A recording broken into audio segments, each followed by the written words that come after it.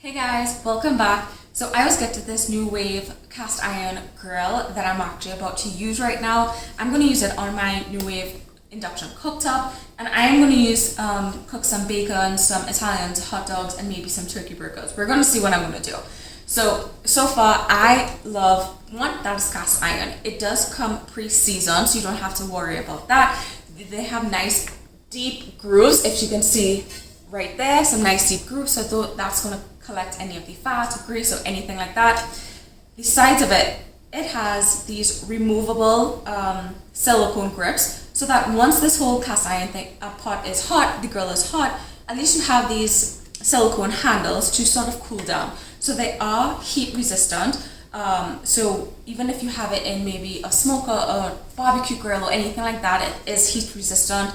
This can go inside the oven, cooktops, a few different options that you have with this. So I'm actually going to use it on this right now and cook some food just so that you can see the quality of it. Alright, so I've just put on the induction cooktop. I've already greased my cast iron grill, and I'm going to start to put some of the Italian sausages.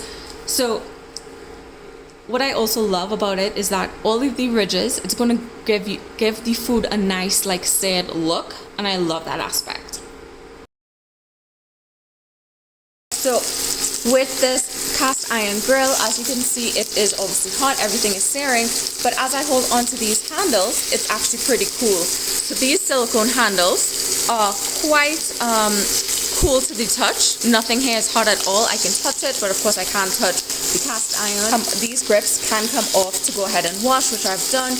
Put the cooktop to the highest, which is there, and as you can see, this grill is really cooking everything. The grooves are collecting the excess oil and fat, and you can see the sear marks on each of the sausages and of the burger, and you can see the bacon is cooking.